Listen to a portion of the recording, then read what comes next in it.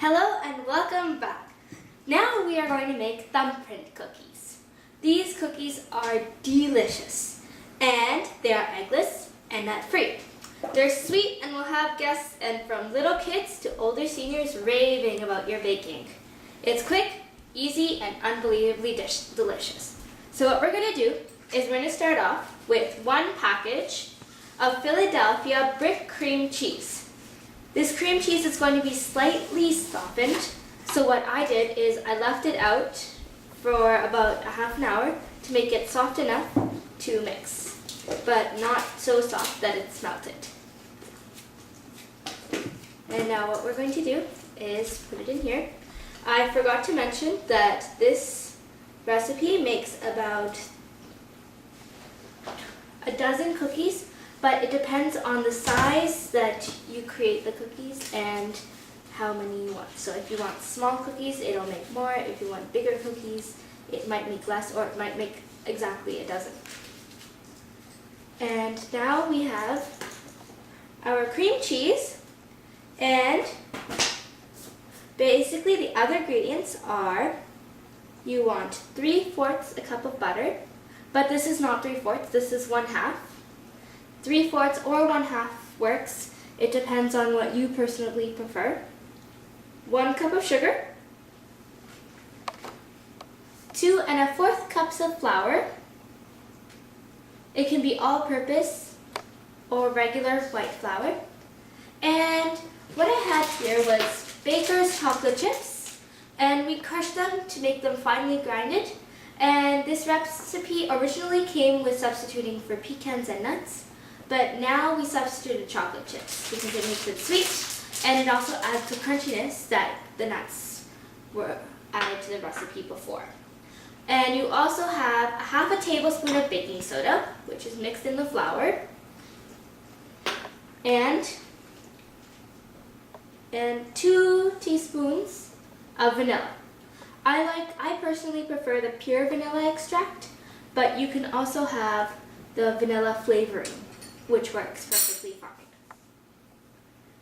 Now you have the Philadelphia brick cream cheese in your bowl, and you want to take an electric mixer. Okay, and now I have plugged in the electric mixer. I forgot to mention that we have to preheat the oven to 350 degrees Fahrenheit. Start. And by the time this oven is preheated, our mixture will be ready. And you have your Philadelphia cream cheese in the bowl, and you are going to beat it with butter. This is, again, 3/4 cup, or I chose 1/2 because personally I prefer less butter, but 3/4 works fine. It just makes the cookies a little bit softer. And you have your butter. Make sure all of it is scooped out. Yes. And then about 2 teaspoons of vanilla.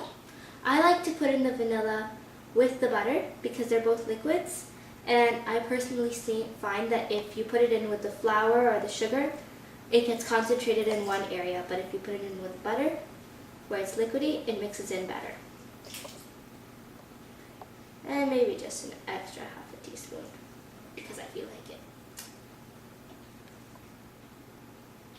And you have your vanilla.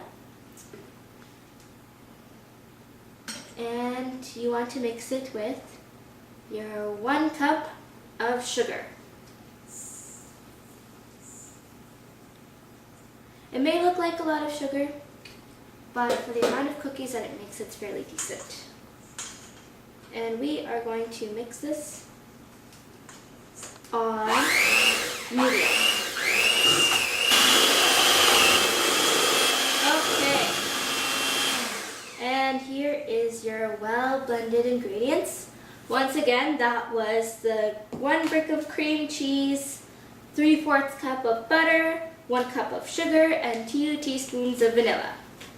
Now we are going to add 2 1/4 cups of flour,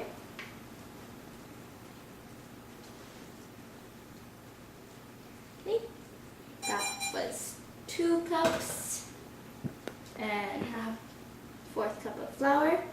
And in this flour is mixed a 1/2 teaspoon of baking soda. And we're going to mix this again.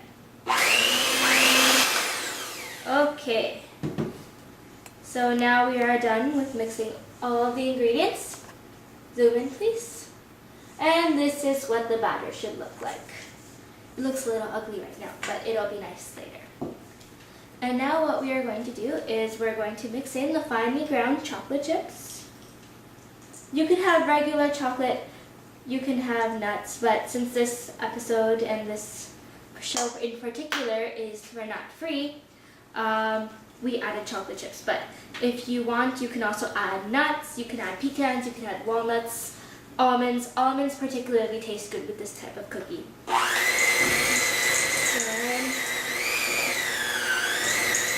I've mixed this a little with the blender, but just to get more of the fine chocolates that's at the bottom, I'm going to mix it with the spoon.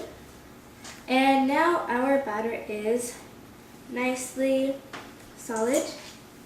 It's very squishy, and it looks like cookie dough now, which is good.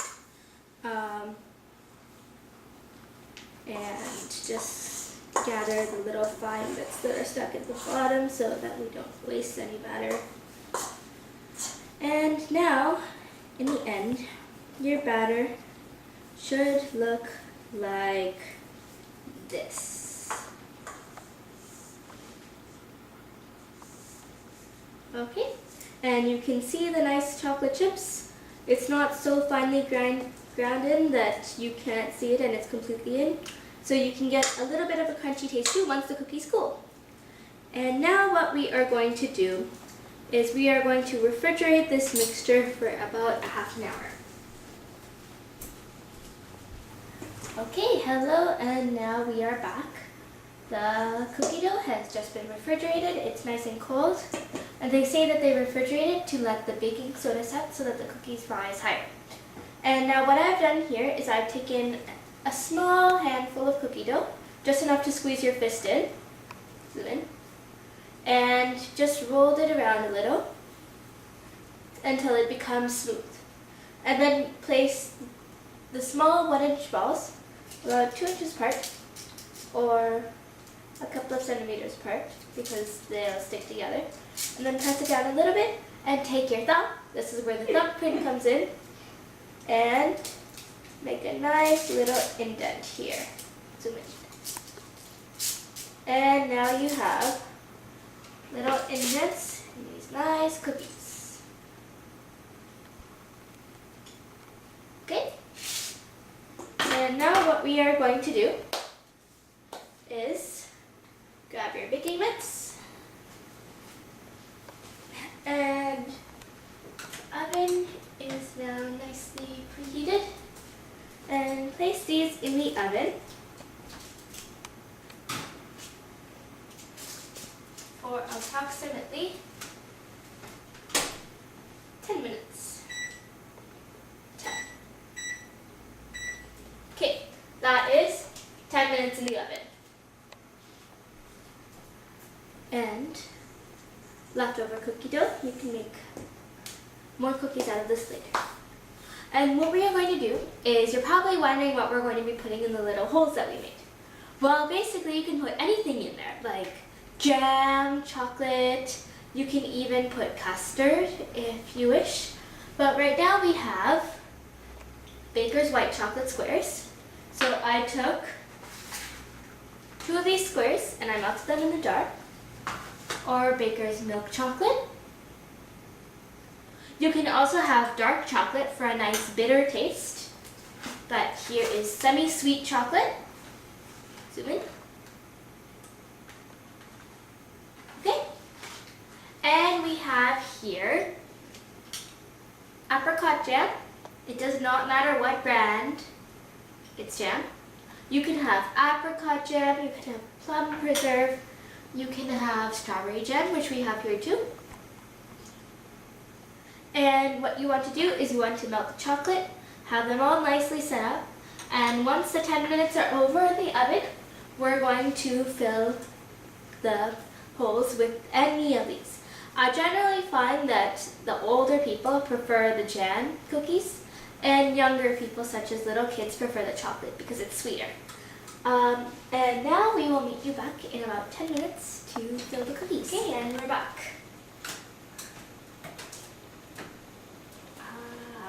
10 minutes are up. And you can notice that the cookies have nicely expanded and the holes that we made are practically gone.